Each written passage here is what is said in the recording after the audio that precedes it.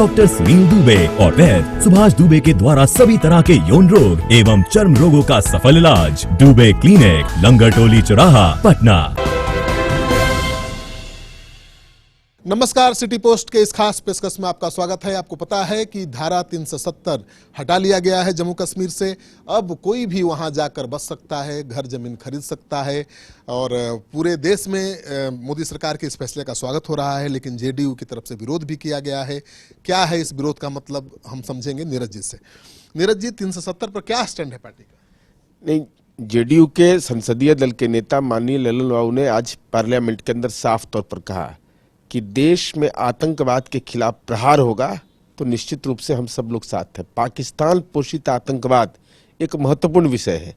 आप उस पर कार्रवाई करते हैं, हम आपके साथ खड़े रहेंगे। साथ ही साथ उन्होंने यह किया कि देश के पूर्व प्रधानमंत्री अटल बिहारी वाजपेयी जी का जो नेशनल एजेंडा ऑफ गवर्नेंस था, उस समय जॉर्ज फर्नांडिस थे, माननीय राजनाथ सिंह जी आज जो देश के रक्षा मंत्री हैं, वो सारे तथ्यों को उद्धृत करते हुए कहा कि हमारी पार्टी का नजरिया पहले से साफ है, इसलिए हम बहिष्कार करते हैं और आतंकवाद के खिलाफ जो संघर्ष है उस संघर्ष में जरूर आपके साथ खड़े हैं। यानी आपकी पार्टी बीजेपी के साथ है भी नहीं भी है, क्योंकि बहिष्कार करने का क्या मतलब है? आप विरोध में वोट करिए। नहीं, देखिए, बहिष्कार का सीधे तौर पर है कि जब हमारी पार्टी का अपना नजरिया, अलग अलग राजनीतिक दल है, नेशनल एजेंडा ऑफ गवर्नेंस में कहीं कोई परेशानी तो है नहीं। हम लोग पहले भी, हम लोगों का भी इन मुद्दों से हम अलग रहे। उस ऑन पेपर अटल जी के समय लिखा हुआ था, यह स्मरण दिलाया माननीय ललन बाबू ने कि अटल जी इस देश के राजनेता रहे, बहुत बड़े राजनेता हैं, देश पूरा उनका सम्मान कर उस समय के तथ्यों को उद्धृत किया, इसलिए हमने बहिष्कार किया है। हमारी समझ नहीं है, बिल तो स्वाभाविक के पास होगा, बहुमत उनके पास है, पास होगा, लेकिन इसको दूसरे रूप में राजनीतिक अंतर्विरोध के रूप में देखा जाना सही नहीं होगा। जो ये अनुमान लगाया जा रहा है कि धारा 370, 3 तलाक, राम मंदिर को लेकर जेडीयू अलग हो जाएगी बीजेपी से, ये केवल अफवाह है, अटकल है? अरे, हमारे यहाँ कोई दरार नहीं, करार है। बिहार की जनता का जनादेश है हमारा। अब हम दूसरे राज्यों के अंदर चुनाव लड़ेंगे तब पर भी तो लोग यही खड़ा करेंगे कि भाई आप क्यों लड़ रहे हैं, भाई हमको अपनी राजनीतिक दल का एक्सपेंशन का अधिकार है कि नहीं। इसलिए इस ढंग के जो लोग, चूंकि सब होटवार वाला सोचते रहता है, चाहे लापता विपक्ष का नेता ये सब सोचते रहता है, ये सब भ्रमजाल में बिहार की जनता नहीं है।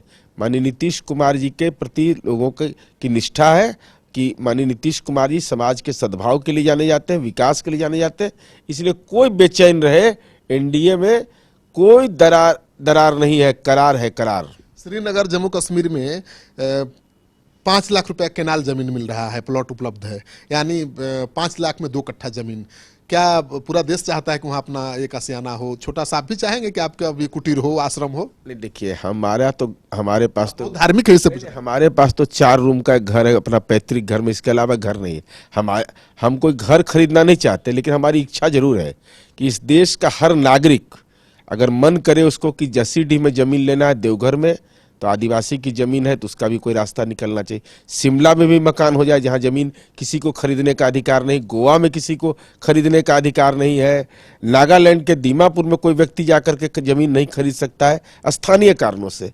तो हम तो, जब एक देश है, एक कानून है, तो सबको ये अधिकार मिलना चाहिए।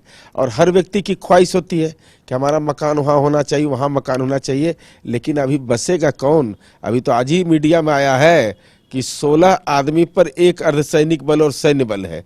तब लोग, अब कितने लोग जमीन वहाँ खरीद कर पाएंगे, ये तो साल 2 वर्ष के बाद ये एहसास होगा। लेकिन अगर मौका मिलेगा तो चाहेंगे कि वहाँ छोटा आशियाना हो, 2 लाख वाला ही सही।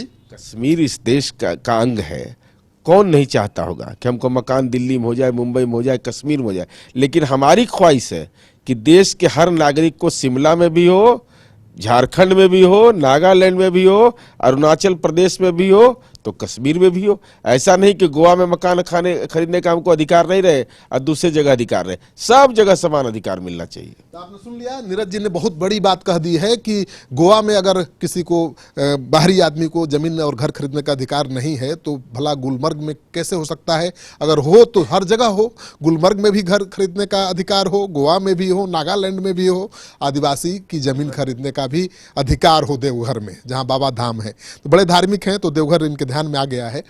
आपको इनके दावे में दम दिखे? मुझे दम दिख रहा है। कि भारत में एक कानून होना चाहिए और सबको हर जगह घर खरीदने का, जमीन खरीदने का अधिकार होना चाहिए। तो जो अधिकार कश्मीर में लोगों को मिलने जा रहा है धारा 370 खत्म होने के बाद, गुलमर्ग में घर बनाने का, घर खरीदने का, वो अधिकार दूसरे राज्यों में भी मिलना चाहिए। ये बहुत बड़ा सवाल है। क्या केंद्र सरकार नीरज जी की इस बात पर विचार करेगी, इस प्रस्ताव पर विचार करेगी? आपको क्या लगता है, करना चाहिए? कमेंट बॉक्स में जाकर कमेंट करिए। ये वीडियो अच्छा लगे तो दोस्तों के साथ खूब शेयर करिए। अगर आपने अब तक हमारा चैनल सब्सक्राइब नहीं किया तो कर लीजिए। आपका सहयोग समर्थन लगातार मिल रहा है, उसके लिए बहुत बहुत आभार। क्या आप जानते हैं कि घर बैठे आप अपनी स्वास्थ्य समस्याओं का सॉल्यूशन पा सकते हैं सॉफ्ट केयर मोबाइल ऐप के द्वारा? अधिक जानकारी के लिए आप संपर्क कर सकते हैं। हमारे फोन नंबर्स हैं 9472981111, 9472982222। Soft care app, solution at your finger tips.